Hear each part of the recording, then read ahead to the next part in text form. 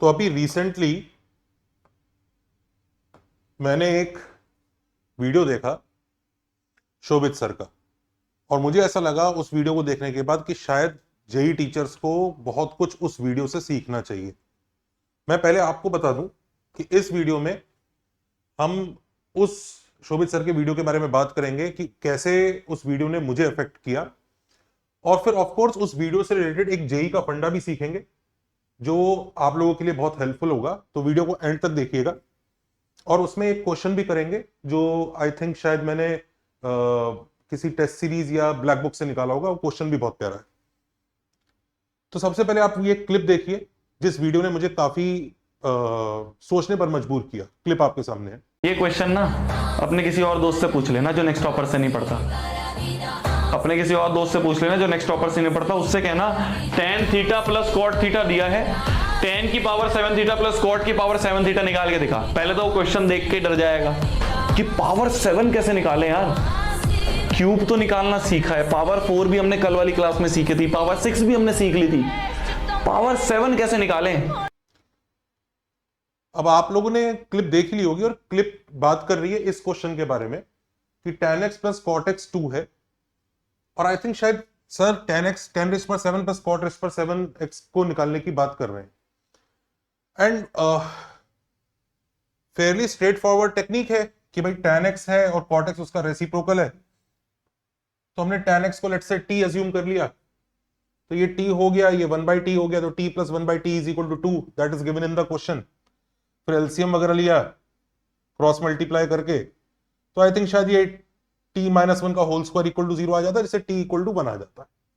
जिसका मतलब tan x equal to 1 है, तो मतलब x 45 डिग्री है, because they are probably assuming first quadrant, और x 45 डिग्री है, तो जब आप यहां डालेंगे तो ये tan x 45 डिग्री डालने के बाद ये भी 1 हो जाएगा, ये भी 1 हो जाएगा, तो 1 रेस्ट पर 7 प्लस 1 रेस्ट पर 7, इसका भी आंसर 2 ही आ जाएगा। तो which is fairly easy, but what surprise me is his take about students of class 9th and 10th। उस क्लिप में सर ने कहा कि बच्चे इसको अपने आप नहीं कर पाएंगे, क्लास 9th और 10th के।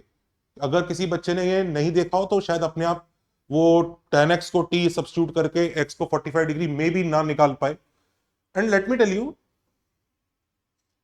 he is a fantastic educator, lakhs of students watch his lectures, and when somebody who is teaching so many students of class 9th and 10th and he is so confidently saying about this generation कि बच्चे उस चीज को अपने आप नहीं कर पाएंगे, तो उसने मुझे सोचने पर मजबूर किया, क्योंकि मेरे हिसाब से ये 9th और 10th का बच्चा तो ये चीज अपने आप कर सकता है, और कहीं ऐसा तो नहीं कि मेरी सोच बहुत पुरानी है। तो may be 11th and 12th में शायद मैं इस सोच में पड़ गया कि हमें, जो हम पहले से अजम्पशन लेते हैं कि क्लास 10th के बच्चे को इतना सब कुछ आता होगा या इतना सब कुछ सोच लेगा, तो मे बी एजुकेशन का स्टाइल उस तरह से चेंज हुआ है, और अब मे बी बच्चे उस लेवल की थॉट प्रोसेस के साथ नहीं आ रहे हैं। तो क्या हमें क्लास 11th में और लो लेवल से शुरू करना चाहिए? तो that is a question I want to ask JEE teachers. Maybe this is the reason कि बच्चे शायद ड्रॉप आउट्स वगैरह होते हैं, क्योंकि हम ये अज्यूम करते हैं कि इतनी चीजें तो क्लास 10 तक एनसीईआरटी या डिफरेंट बुक्स वगैरह में होती हैं, और बच्चा अगर इसको अच्छे से करके आया है तो हमारी बात तो समझ ही सकता है। लेकिन if an educator of this calibre, जो इतने सारे बच्चे पढ़ा रहे हैं, if he is so sure and confident about it, then maybe we need to recalibrate. So my perception of class 10 student has been recalibrated. I have understood that अब class 10th में बच्चे boards में marks चाहे ज्यादा आ रहे हैं, लेकिन may be वो मार्क्स ज्यादा आने के लिए जो एक इनहेरेंट थॉट प्रोसेस है वो अभी शायद उतनी स्ट्रांगली डेवलप नहीं हो रही है, या फिर शायद क्रेज मार्क्स का ज्यादा है, क्योंकि हमारे टाइम पे अगर मार्क्स थोड़े बहुत कट भी जाए लेकिन चीज समझ में आनी चाहिए थी। So we should recalibrate and we should understand what this new generation किस लेवल से आ रही है। Maybe it is because of COVID की वजह से भी बच्चों ने 2-3 साल ऑनलाइन पढ़ाई की है। अब जो बच्चे 2-3 साल, और आई थिंक शायद ये वो जनरेशन होगी जिन्होंने 2-3 साल ऑनलाइन पढ़ाई करी होगी जब ये 5th 6th 7th में होंगे या 6th 7th के आसपास होंगे, और उस वक्त साइंस और मैथ्स इंट्रोड्यूस होता है ढंग से, और उस वक्त शायद ये बच्चे जूम पर या ऑनलाइन पढ़ रहे होंगे, तो मे बी इन लोगों ने उतनी प्रैक्टिस ना की हो बीच में एक साल तो ऐसा हुआ था जब बच्चों को पास ही कर दिया गया था। तो शायद हमें रिकैलिब्रेट करना चाहिए और हमें शुरू का कुछ टाइम बच्चों के लेवल पे आके उससे करना चाहिए। That is what I learn from this. And now let's talk about that function cot x plus tan x, क्योंकि वो फंक्शन जेई के लिए भी बहुत ज्यादा प्यारा है, कई बार वो आता है, and it's a very important family of function जिसके बारे में हमें समझना चाहिए। जो बच्चे जेई के बच्चे इस वीडियो को देख रहे हैं, इस जो चीजें इसमें बताई जाएंगी उसको अच्छे से नोट करिएगा। ये इतना बहुत डिफरेंट फंडा तो नहीं है, इसलिए इसको फंडा की सीरीज में डाल भी नहीं है, हम इसको सोचने का तरीका में डाल सकते हैं कि हम इस टाइप के फंक्शंस को किस तरह से इन्वेस्टिगेट करना सीखते हैं। तो ये cot x plus tan x किस टाइप की फैमिली है मैं आपको बता देता हूं।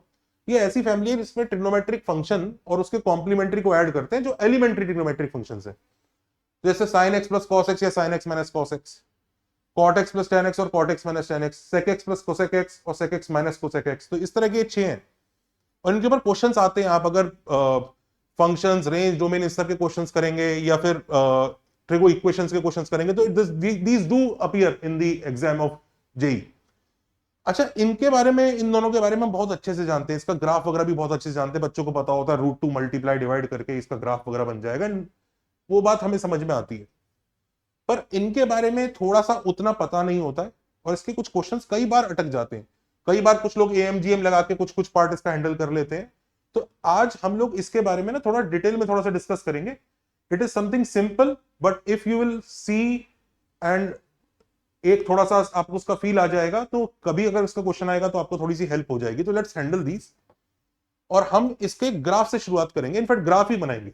अब ग्राफ क्यों बना रहे हैं इन फंक्शंस का? क्योंकि ग्राफ पता लग जाता है तो इनका पीरियड पता लग जाता है। ग्राफ इज लाइक आपने पूरा ऑपरेशन कर दिया, तो इट्स लाइक पोस्टमार्टम, तो आपने सब देख लिया भाई क्या क्या हुआ है, क्या गड़बड़ है, क्या है, कैसा है। तो हम ग्राफ बनाएंगे तो पीरियड पता लग जाएगा, मोनोटोनिसिटी पता लग जाएगी, कहां इंक्रीजिंग है डिक्रीजिंग है, रेंज पता लग जाएगी, डोमेन पता लग जाएगी, कंटिन्यूटी डिफरेंशियबिलिटी सब पता लग जाता है। तो पहले हम स्टार्ट करते हैं cot x plus tan x। तो क्या हम cot x plus tan x का ग्राफ बना सकते हैं इजीली? क्या हमें डिफरेंशिएट करना पड़ेगा, क्या करना पड़ेगा, क्या? और या बहुत इजीली बन सकता है। Actually cot x plus tan x ना बहुत ज्यादा इजीली बन सकता है, क्योंकि cot x plus tan x का हमारे पास डायरेक्ट फॉर्मूला होता है, इट इज 2 cosec 2x। जिन बच्चों को ये फॉर्मूला नहीं पता cot x plus tan x का, वो 2 cosec 2x वाला फॉर्मूला नोट कर लीजिए कि ये 2 cosec 2x होता है। अब 2 cosec 2x है तो ऑफकोर्स इसका फंडामेंटल पीरियड पाई होगा, क्योंकि cosec x का पीरियड फंडामेंटल पीरियड 2 पाई होता है, तो cosec 2x का फंडामेंटल पीरियड 2 पाई अपॉन 2 पाई हो जाएगा। और बिल्कुल 2 cosec 2x का ग्राफ बनेगा। cosec x जैसे -1 और 1 के बीच में नहीं होता, ये -2 और 2 के बीच में नहीं होगा, बिल्कुल cosec x जैसा ग्राफ होगा और यही ग्राफ रिपीट होता जाएगा। तो it's a fairly simple graph. Actually मजा इसमें आता है जब इसके आगे वो कुछ कोफिशिएंट भी लगा दे, जैसे 3 cot x plus tan x। ये भी सिमिलर जैसे ही होते हैं, वो cosec की फॉर्म में नहीं आ सकते वो, लेकिन ऑलमोस्ट सिमिलर ही होते हैं ये। इनको भी देखिए क्या है, जैसे पिछले में ये जो वैल्यू 2 अचीव हो रही थी ये 45 डिग्री पे हो रही थी, जैसा उस वीडियो में भी सर ने कहा था 45 डिग्री पे वैल्यू 2 अचीव होती है cot x plus tan x की, ये वो 45 डिग्री वाला पॉइंट है। लेकिन ये अपनी ऐसे मिनिमम वैल्यू यहां पर कैसे अचीव करेगा? तो चाहो तो इसे डिफरेंशिएट करके जीरो कर लो, उससे पता लग जाएगा। आप देख सकते हो dy/dx, आप इसका जीरो करोगे,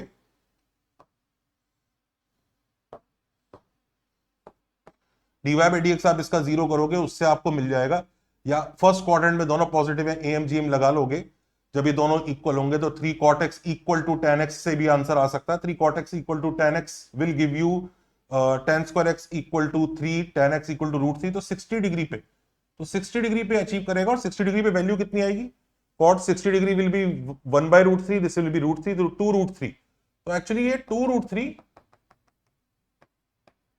और ऐसे यहीं पर भी -2√3। तो ऐसा हो जाएगा ये। और 60 डिग्री पे ये वो अपना यानी π/3 पे अपना वो लोएस्ट पॉइंट अचीव करेगा।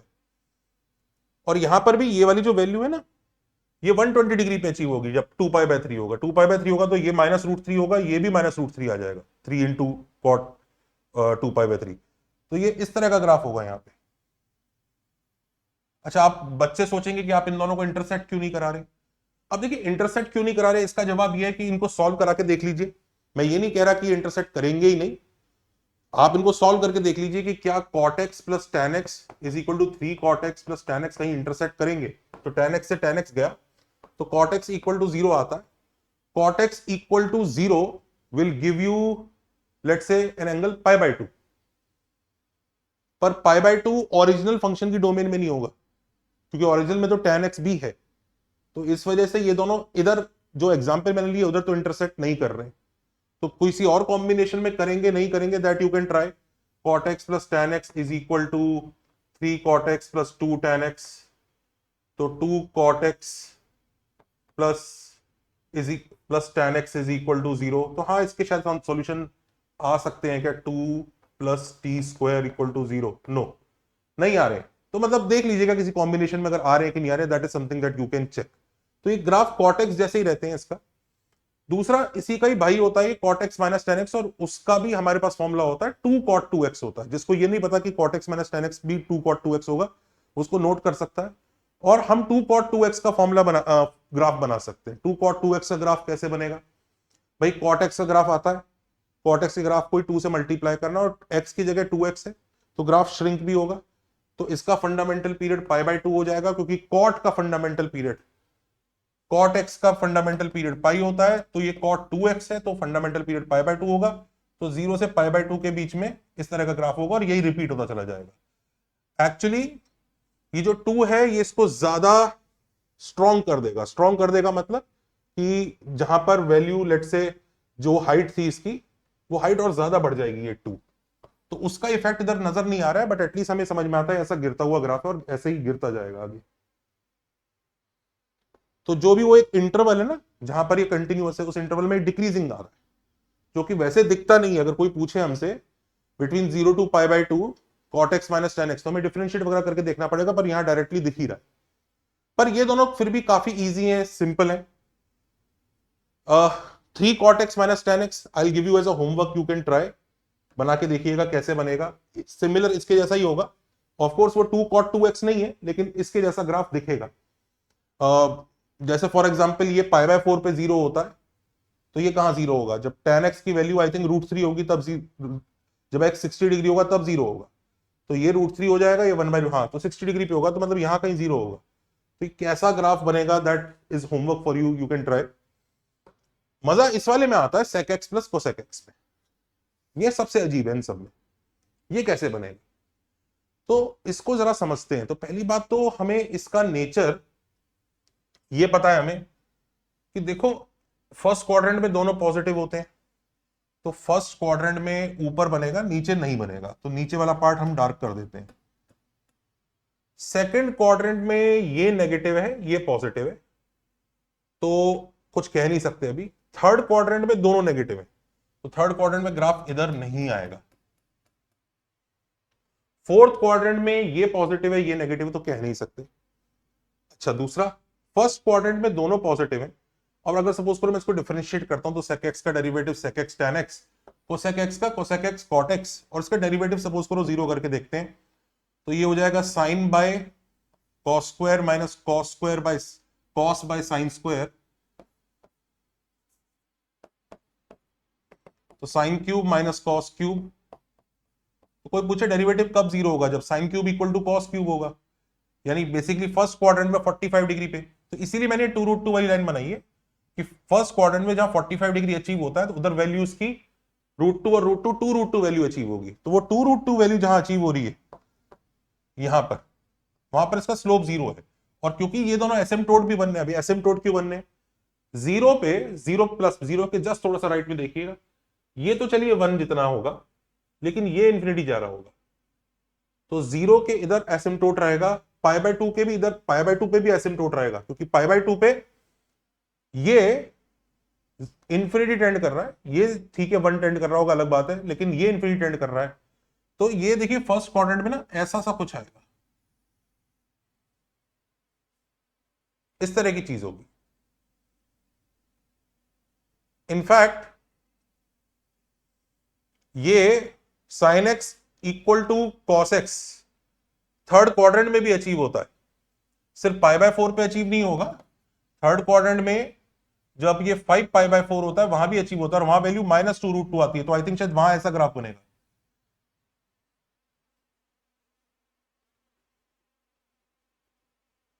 और बीच में भी देखिए इस सेकंड क्वाड्रेंट में हम लोग देखते हैं, सेकंड क्वाड्रेंट में अब देखिए ये क्या कभी जीरो भी हो सकता है क्या? तो sec x is 1 by cos x plus 1 by sin x is equal to 0, तो sin plus cos is equal to 0। हम चेक कर रहे हैं जीरो कब हो सकता है। तो ये जीरो होने के लिए cos x से डिवाइड कर दे तो tan x is equal to -1 आता है। तो जहां tan x -1 है वहां जीरो है। tan x -1 किधर होता है? tan x -1 होता है 3 पाई बाय 4 पे एंड 7 पाई बाय 4 पे, तो यहां पर ये जीरो भी होगा। अब जीरो से इधर इस तरह इसके इधर ये पॉजिटिव है नेगेटिव है ये भी पता कर सकते हैं। हम बात कर रहे हैं पाई बाय 2 से जस्ट थोड़ा सा आगे, सेकंड क्वाड्रेंट का एंगल है, पाई बाय 2 से जस्ट थोड़ा सा आगे। उधर जो सेक है वो इंफिनिटी जाएगा पर माइनस इंफिनिटी जाएगा। कोसेक जो है चलो 1 होगा, लेकिन ये माइनस इंफिनिटी बन चुका है, तो मिलके ये माइनस इंफिनिटी रहेंगे। तो इसका मतलब ये इस तरह का ग्राफ होगा यहां।